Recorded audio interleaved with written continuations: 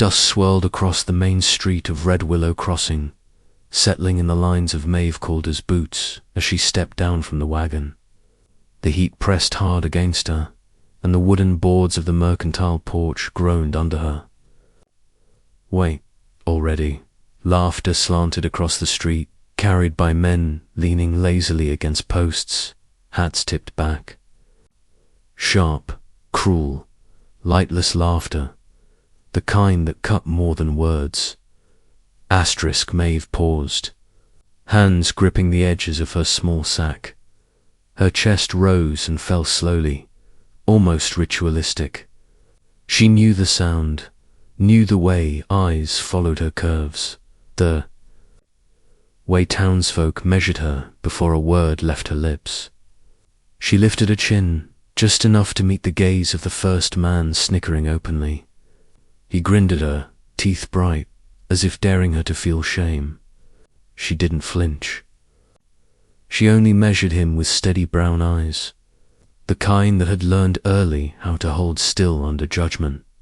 Across the street, a figure shifted in the shade of a saloon doorway. Elias, Crow, lean and sun-worn, hat low over his eyes, watched. He had come to town for supplies, nothing more, yet something about Maeve held him rooted. Not pity, not admiration, observation. He noticed the tight set of her shoulders, the way her hands refused to tremble despite the heat. The eyes that didn't beg, didn't plead, but scanned every movement of the street like a trap laid for anyone who dared step wrong. Maeve stepped forward. Dust clung to the hem of her dress, patched and faded. She walked toward the water trough, ignoring the snorts and whispers. The air quivered with anticipation. Every head in town turned, but she did not falter. A child peeked from behind a barrel, curiosity winning over caution. Maeve's glance caught his for a fraction of a second, almost gentle, before she continued her slow, deliberate stride. Careful now, a voice called from the porch. That weight might break the boards. Laughter followed, a sharp bark of mockery meant for the ears that might yield shame. Maeve stopped. She did not answer. She only tilted her head slightly, letting the weight of silence press back. Elias moved forward, boots crunching in the dry dirt. His hand rested near his belt, thumb brushing the grip of his revolver without drawing it. Not for show, for notice.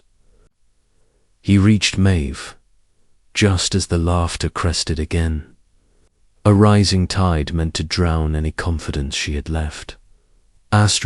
You need water, he said, voice low, even. Not loud, not a proclamation. Just a statement. Maeve's eyes lifted to meet his, scanning for mockery, hunger, calculation. She found none, only steady resolve. I'm fine, she replied. He tilted his head. Suit yourself. She lifted the small sack, knuckles pale against the cloth. The weight of it felt heavier now, though he could not see inside. Each step back toward the well pressed her further into the awareness of every gaze. From the porch. A man spat, muttered under his breath. Doesn't she know her place? Maeve's gaze flicked to him, cold and deliberate. The corners of her mouth. Didn't smile. Her eyes, however, carried a weight that could slice quiet through the chatter of a town unused to defiance. Elias watched her, pulse slow but sharp. He didn't step between her and the crowd. Not yet. That would come later. For now, it was observation, witnessing. The world had been cruel long enough, and some things he could not ignore. Asterisk, the sun dipped just enough to cast the shadows long across the street. Dust danced like restless spirits.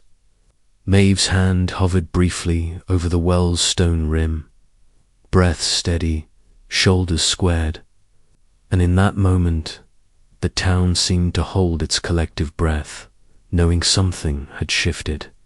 Not loud, not violent, but undeniable. Asterisk, then, from the far side of the ridge, a rider appeared, dust rising in a thin cloud, approaching fast. Eyes narrowed. The town's quiet shifted again. Maeve glanced at Elias, tension tightening her jaw. His hand went to his belt, and the weight of choice, what to do, how far to intervene, pressed in like a storm gathering in the distance. Asterisk. The first section ended with the wind carrying the faint echo of hooves, the promise of confrontation. And a single, unspoken question: who would stand, and at what cost? The rider tore down the ridge, hooves kicking up dust that swallowed the horizon in a haze of gold and grit. Elias squinted, hand resting on his belt, muscles coiled like the spring of a trap. The man was fast, confident, and every inch of him spoke trouble. Maeve's fingers clenched the stone rim of the well, knuckles white, but she did not step back. Her eyes followed the approaching figure with a precision, honed by years of knowing she could not afford weakness. Asterisk, he hit the main street, slowed just enough to let the dust settle around him, and swung off his horse with the grace of a man used to command. Dark coat clung wet with sweat, boots scuffed, hat low. Jonah Pike. The name alone made the air tighten. Ilias's jaws stiffened. Memories of broken promises, bloodied dirt, and unfinished fights pressed against him, though he kept them hidden. Behind steady eyes, asterisk, Jonah's gaze swept past Elias, resting on Maeve. A grin spread slowly across his face, cruel and deliberate. Well, he said, voice carrying across the street. Looks like the town's got a new spectacle. Asterisk, Maeve straightened, shoulders squared, eyes unwavering. She said nothing. The sack at her feet shifted slightly as she leaned against the well. Asterisk. Elias stepped forward. Not aggressively, but deliberately. His shoulder subtly blocked Jonah's view. You've got business with me, he said, tone calm, controlled. Asterisk, Jonah's grin didn't falter. Always did, like staring up trouble, crow. He glanced at Maeve again, slow, assessing. Word is your Hareen. Asterisk, Elias did not answer immediately. His eyes flicked to Maeve. She gave him a subtle nod, a silent reassurance. He squared himself. Might be. And she's with me. Asterisk, the words landed heavier than he anticipated. Maeve's breath caught just a fraction. Jonah's eyebrows lifted, surprise flashing briefly before his grin returned.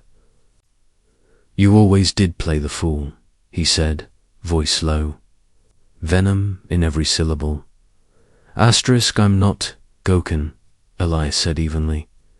Asterisk, Jonah's laugh cracked the still air, sharp and brittle.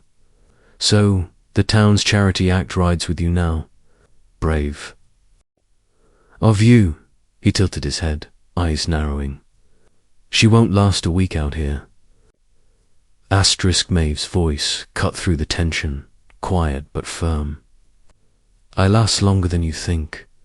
Asterisk, a few townsfolk had drifted closer, curiosity mixed with caution. Jonah's eyes flicked to them, then back at Elias. For a heartbeat, the street seemed to hold its breath. Dust swirled at their boots. the sun caught in the edges of the buildings, sharp angles of shadow and light cutting the space between them. Jonas spat in the dirt, voice dropping to a near whisper. You always did like to play hero. Elias met his stare, unwavering. I like peace. You're disturbing it. Jonas' hand twitched near his revolver. Tension thickened, the kind that made the air sticky, electric.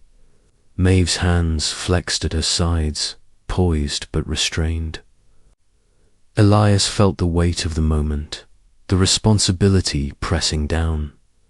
Stand or retreat, no middle ground existed. Then Jonas stepped back, voice edged with warning. This ain't over. He swung onto his horse, the other riders following. Silently behind him, dust swallowed them, leaving a faint haze that clung to the town long after they'd gone. Maeve exhaled, releasing the tension she hadn't known she held. Ilias's hand dropped from his belt, but his gaze stayed fixed on the ridge. You all right? He asked, voice steady but low. She nodded, voice quiet. You didn't have to do that. Some things, he said, eyes still tracking the dust are worth standing for. The wind carried the faint echo of hooves fading toward the horizon. The town, once alive with mockery, now held only a cautious quiet, as if every onlooker understood a line had been drawn, one that no laughter could cross again. Maeve lifted her sack and followed Elias toward the wagon. Every step was deliberate, every movement measured. Behind them, the street seemed smaller, less threatening, yet the memory of Jonah Pike's presence lingered like a shadow, stretched long across the midday sun. The next ride south would not be quiet, and neither would their resolve. The days that followed settled into a rhythm, though the air always carried a faint edge of tension, like a bowstring pulled tight. Maeve rose with the sun, sleeves rolled, hands calloused from work she bore without complaint. Elias watched her, often from a distance, noting the way she measured each step across the yard, how her shoulders squared when lifting buckets or hauling feed, how her eyes never wavered even under the relentless gaze of the prairie sun. They spoke little at first. Words were unnecessary. Their communication existed in subtle gestures, a tilt of the head, the nod that allowed a horse to move forward, the shared grunt when a post refused to bend. Maeve learned the rhythms of the ranch quickly. She knew which boards needed repair. First, how the creek's flow predicted the coming weather, how the horses responded to wind from the west. Every day she worked, her presence grew heavier than mere flesh and bone. It became tangible, a weight of determination the land seemed to acknowledge. Elias kept an eye on the horizon, as he always had.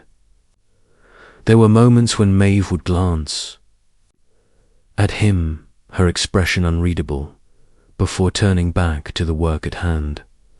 One afternoon, she asked, voice low over the snip of a knife trimming a leather strap, do you ever regret standing up for someone?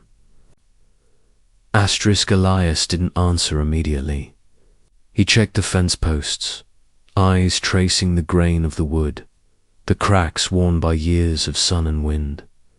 Regret what? He finally said, not looking at her. Taking a risk for someone who isn't yours. To protect, she replied. Her hands paused, fingers brushing against leather, then continued. He exhaled slowly. Some things, some people, they're worth it. Maeve considered him for a long moment. Then she nodded, almost imperceptibly, returning to her task. Silence wrapped around them like the heat of mid-afternoon, filled only by the distant creak of a gate and the low murmur of water in the creek. Asterisk that evening, a storm rolled in from the west. Dark clouds pressed low, the first rumble of thunder trembling through the hills. Maeve stood in the barn doorway, sleeves damp from the drizzle, hair loose, plastered to her forehead. Rain fell hard, flattening dust, darkening the soil, turning the yard into a tangle of slick mud. She did not retreat. She did not falter. Asterisk Elias joined her, the weight of his coat soaked but ignored. "Storms don't mean punishment," he said, voice low over the rumble. "Sometimes they just mean change." Asterisk, she glanced at him, rain dripping from her lashes, and for a moment the usual armor of defiance softened. "Change isn't always easy," she murmured. Asterisk, "Most worthwhile things never are," he replied. Asterisk, the rain eased by nightfall, leaving the earth steaming and the air thick with scent of wet soil. Lantern light glimmered against the barn wall as a solitary figure appeared near the fence. Elias saw him first, hand twitching toward his belt, pulse steady despite recognition. Jonah Pike. Asterisk, he was different now. Hat gone, coat soaked through, one arm held stiffly at his side. No laugh, no grin. Just a man measured against his own choices. Asterisk, "I ain't here to fight," Jonah said, voice rough, carrying only enough weight to be heard. Asterisk Elias did not move. Maeve, behind him, tensed, ready yet restrained. "Asterisk men I ride with," Jonah continued. "They don't take kindly to being told no. I stopped them. Cost me. Thought it right, you hear it." Asterisk Elias's jaw tightened. "You expect thanks?" Asterisk, "No. Just truth." Jonah's eyes flicked briefly to Maeve, then away. "I saw something I didn't like. In myself." Silence stretched long and heavy, broken only by distant drips from the eaves. "They won't come now," Jonah said. "I stopped them. Cost me." Asterisk Elias studied him, measuring honesty against habit. Finally, he nodded once. Jonah turned, walking into the dark, lantern light shrinking around him, until the night claimed him completely. Asterisk Maeve exhaled, tension finally leaving her frame. "You didn't have to protect me again," she said softly. "I know," Elias replied, "but—" "You did," she said, voice firmer now. "That matters." Asterisk, the wind through the cottonwoods carried away the last of the rain and the dust, leaving only the hollow, the ranch, and the quiet understanding that some lines, once drawn, could not be erased. And for the first time, both of them felt the land itself might acknowledge their claim to it not as hero or victim, but as survivors choosing to stand. Autumn arrived slow and deliberate, dusted in gold from the cottonwoods and a sharp wind that whispered across the hollow. The ranch had settled into a rhythm, quiet yet alive, the days measured in work, sweat, and the faint hum of life returning. Maeve moved through it all with ease now, not as a newcomer, but as someone whose presence had carved itself into the land. Asterisk one afternoon, she stood barefoot at the creek, sleeves rolled high, letting the cool water wash away the heat and dust. Elias approached silently, boots crunching on the dry grass. He didn't speak immediately, merely watched the way her hands glided through the water, the slight tension in her shoulders easing. Asterisk, "You ever think about leaving?" she asked, eyes on the ripples, voice soft but steady. Asterisk, not anymore, he said. Asterisk, she turned to look at him, expression unreadable. Me, neither. Asterisk, the ranch had grown fuller.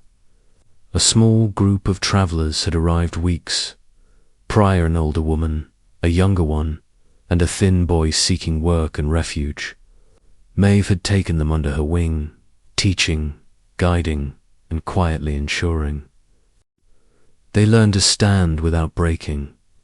The yard, once lonely, now carried laughter, small and careful, and the steady rhythm of hands working together. Asterisk, even Red Willow Crossing began to shift.